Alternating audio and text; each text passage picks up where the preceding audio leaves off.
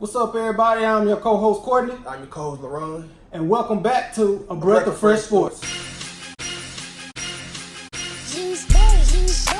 breath of fresh sports. A breath of fresh sports. A breath of fresh sports. A breath of fresh sports. A breath of fresh sports. A breath of fresh sports. A breath of fresh sports. A breath of fresh sports.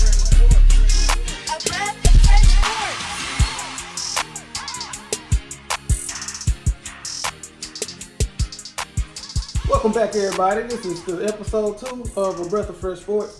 And today is Saturday, June 22nd. My guy's birthday is today. Yeah, 32, everybody. Yes. Everybody let him know happy birthday.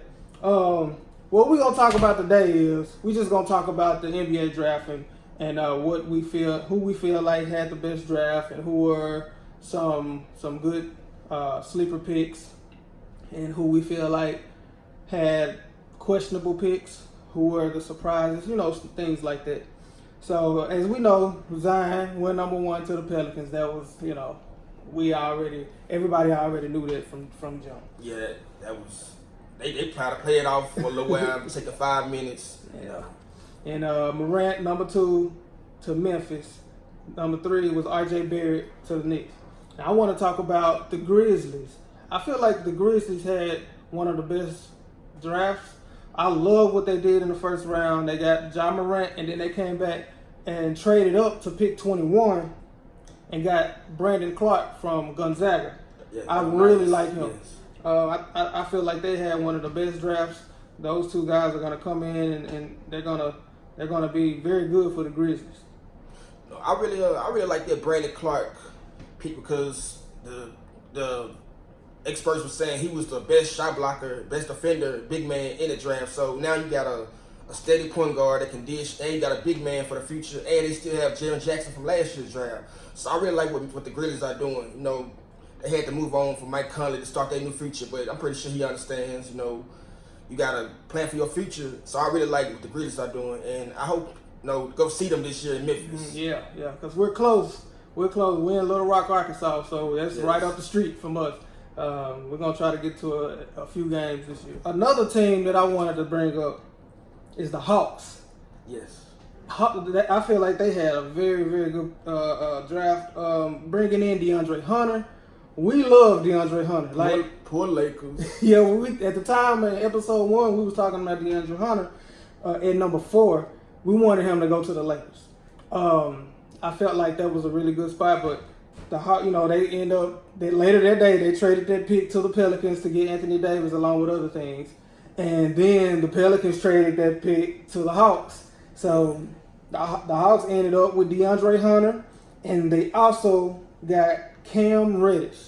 Good sleep. Those look out in the next few years. Look out for the Hawks. I feel like they look similar to what the Warriors looked like at the beginning stages of Steph and Clay and Draymond and all them. So I'm not saying that next year they're not going to be. I'm not saying they're going to be a 50-win team next year. I'm saying in the future, within the next 3-4 years, look out for the Hawks to continue to improve. I mean, they got the nucleus there. They got Trae Young, and they brought in DeAndre Hunter and Cam Reddish, and they already had John Collins. Look out for the Hawks in the near future. Yeah, I really like what the Hawks did because they didn't just go necessarily for needs. They went for the best talent. And they already had their foundation, like you said, with Trae Young and with John Collins. Now you add an athletic man like DeAndre Hunter that can do multiple things. He reminds me of Kawhi Leonard a lot, with his defense, his shooting ability. And then you add Cam Reddish, which is he could be possibly your 4th best player. Cam Reddish, he's a great shooter. I feel like sometimes he didn't always bring with Duke. Sometimes you got to get more consistent, but the talent is there. Yeah. And if he could bring the talent together with Trae Young and the rest of those guys, I think Atlanta could be really good again. And watch out for Atlanta because they build it young. All their top players are under 22, so that's really good. And Cam Reddish is also a sneaky good defender. He's but DeAndre Hunter and Cam Reddish, they're both long. Yes. And that's going to be great. That's going to be great for the Hawks. That's great for their wings. Let's see, at number 5 we had Darius Garland going to the Cavs. That was a guy that we was trying to figure out in the last episode. There was talks of him going number 4, but we both said we like DeAndre Hunter at 4. Yeah. He ended up going at number 5. And number 6, the Timberwolves actually traded up with the Suns and got Jared Culver. I like Jared Culver from Texas Tech. I feel like, you know, he may need to improve a little bit here and there, but as an overall, I feel like he's going to be a pretty good player. So let me ask you a question. So with Minnesota drafting Jared Culver at 6, what does that mean for Andrew Wiggins? I feel like those two players can coexist. Andrew Wiggins, if I'm not mistaken, he just recently got a contract. He got like a 4-year deal. So, I mean, unless they have plans on trading him or whatever. I've heard talks about them possibly exploring some trade because they feel like he has lived up to his potential. But yeah, and I like Jared Culver. He has to look at his jump shot a little bit more, you know, and he has his own pace. But, you know, at 6'8", sometimes he looks smaller, you know, because he's not. Yes, he's 6'6". He's 6'6". Yeah, I think he's 6'6". Okay. At 6'6", you know, he good, but he doesn't look very long. Like his arms, he doesn't look like he has that much flexibility at 6'6". But I like the pick, you know, with Minnesota. They trying to go younger, and you know, we gotta wait and see with Jared Culver. You know, coming from Texas Tech, we really don't know, but I think he's good. You know, the Big 12 is one of the hardest conferences to play in, and he was the Big 12 Player of the Year, so that's saying something. So yeah. Well, now we're gonna probably do some skipping around here. But I did want to talk about Kobe White a little bit because, you know, that's my guy from North Carolina. As I said in episode 1, I'm a North Carolina fan. I thought that he was going to go to the Timberwolves because, you know, they could have used him as well, but them getting Jared Culver was okay. But him going to the Bulls, that was a very high need for them. Bringing in a point guard like him. He's going to push the pace. And he can shoot the ball. He can score on his own. He can facilitate. So I like the comparisons. They compared him to a little of De'Aaron Fox. You know, with that speed, he's gonna be up tempo. He's gonna push the pace. He's really good. I was gonna say I love Kobe White and Zach LaVine together. It's gonna be a lot of pushing, a lot of highlights. That's gonna then I don't know how to say his last name, but he's good. Lauren Marketing. Yeah, he's good. So they got a nice young nucleus, you know, and I don't know what they're gonna do with Chris Dunn. You know, they might possibly move him to the shooting guard.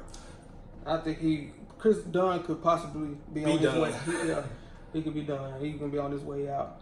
At number 8, this was the pick. I liked overall what the Pelicans did. You know, they got Zion at 1, and I love the pick at 17 with Nickeil Alexander-Walker from Virginia Tech. Yes, that's a good pick. Virginia Tech, good pick.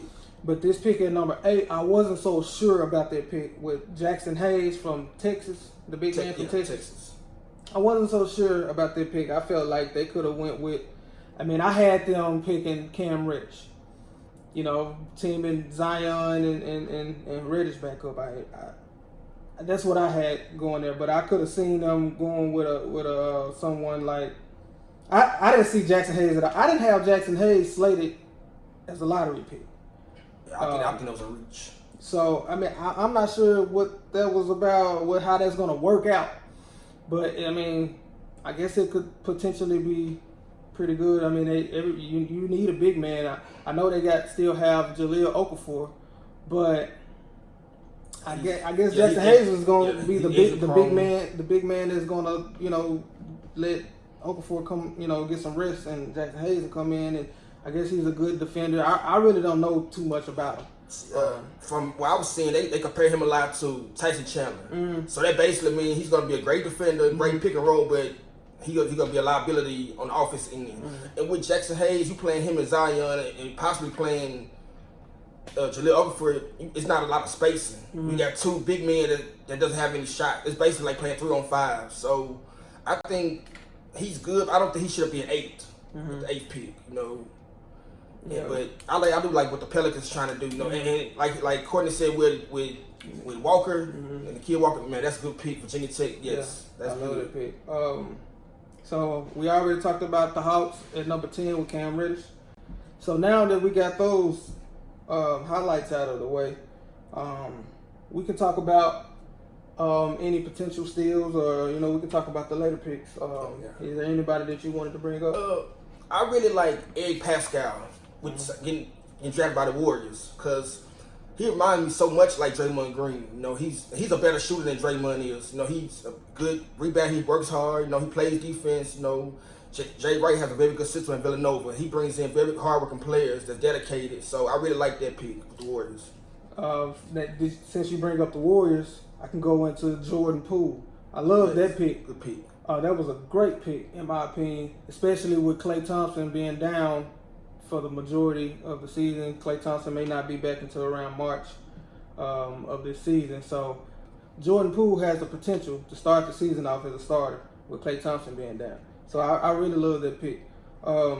Another guy that I love coming into this draft that I felt like could be a steal, whoever will take him, even though he's a small guy. Carson Edwards from Purdue. He is a legit scorer. He can shoot off the dribble. He is a scorer. He's a bona fide scorer. The only thing about him, he's small. He's only 6 foot, so he may be a liability on the defensive side, and that maybe that's why he fell to number 33 to the Celtics. Yes. And although I really love him and I feel like he could be a steal, I'm not so sure about the landing spot because they have so many guards. Yes. So I'm not sure what's going to go on with Carson Edwards to the Celtics. I like Carson Edwards because he can light it up quick. He can get a shot off anytime he wants. He's small, but he's crafty as a small guard. And when you can shoot and you can penetrate where he can, he's so quick. He reminds me, and don't get offended with a lot of people, he reminds me a little bit of AI, Allen Iverson. 6 feet.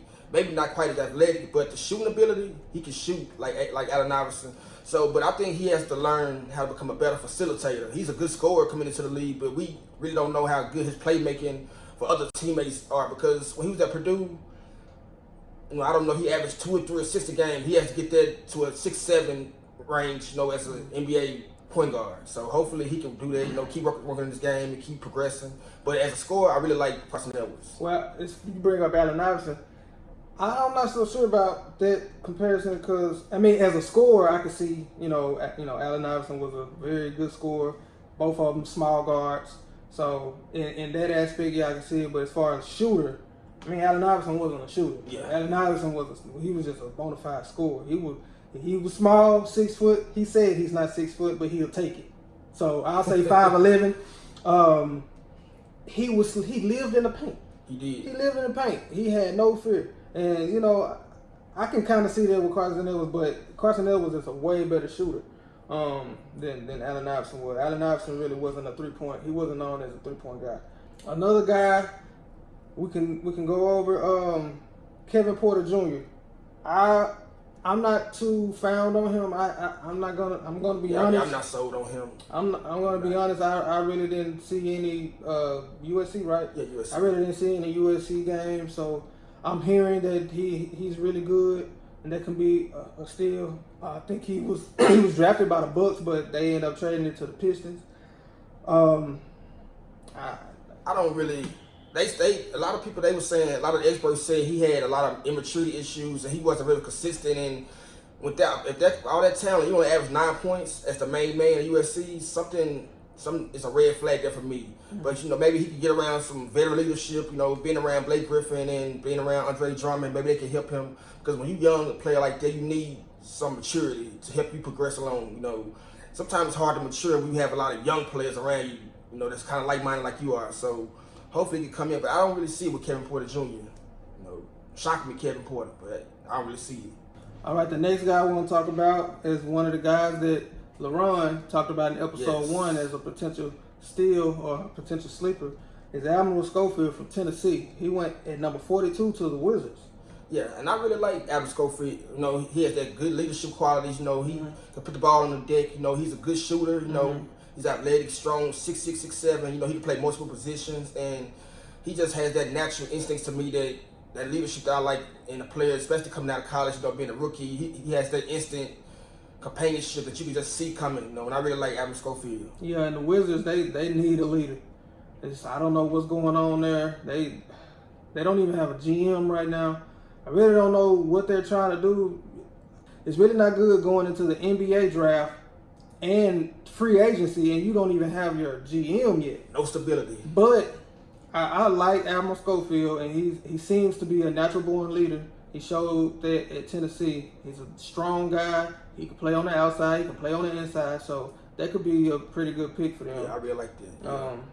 Another guy we're going to talk about is a guy that he just kept falling and falling and falling and falling some more. And that's Bobo from Oregon. He went at number 44 to the Nuggets. A lot of people had him picked as a top 20 pick because his talent is off the charts. Yeah, you can't deny his talent. But the injury that he has and the questions about his effort are the two things that made him drop in the draft. You as a player coming into the NBA, the number one thing you do not want teams to question is your effort. Yeah. If you have a question about your effort, it's not going to end up being good for you. But his talent is through the roof. I mean, the guy is 7'3". He's only 205 pounds. That's another reason he probably failed. He's going to have to get bigger and stronger. But he's 7'3", 205, 210 pounds. Can handle the rock. Yeah, He can shoot the rock. He averaged. He only played 9 games, but in the 9 games, which is a small sample size, I know this, but he averaged 21 points, 10 rebounds, 3 blocks. And he shot 52% from 3. Wow. That's great. That is great. And at that size, if he can stay healthy, he reminds me of a mixture of Porzingis and Lamar Odom. Because Lamar Odom was a taller guy that can handle the ball. And Bobo can handle that ball. So that pick can pan out for the Nuggets. And teaming him up with Jokic, that is excellent. And Jamal Murray, that's excellent. And don't forget about Michael Porter Jr., which was another rookie that they drafted last year who was injured and didn't play last year. And this year it's going to be like the Ben Simmons thing. He could be a sleeper. He's going to be a rookie this year. But that's another guy that they're going to bring in. It's just so... Man, the Nuggets could be doing something really, really good. And, you know, I like what you said. I really like the Jokic and Bobo because as great as Jokic is, he's not a great defender. So now you have a better rim protector with Bobo. You know, and you can play both of them. But they both play inside, outside. So they not taking up space. Yeah. You know, and I really like what the Nuggets are doing. Also, you know, with Michael Porter Jr., like you said, and man, Jamal Murray. That's a good young nucleus. You know, and the Nuggets, I really like what their GM is doing. You know, we've been through the draft and. You know, he's doing it the old-fashioned way instead of the free agency way, which is not a bad way, but I feel like you have more nucleus and you have more togetherness when you come in together doing like the draft. You know, it's more camaraderie that way. So good job, Nuggets. Good job. All right, guys, we're going to end it right there. If you tuned in for us this far, I really appreciate it. We really appreciate it. Thank you. Don't forget to like and subscribe. Please comment if you said something that you didn't like. Feel free to let us know. If you said something that you agree with, hey, appreciate that. Let us know. Don't forget to like and subscribe, and thank you for tuning in to A Breath of Fresh Sports.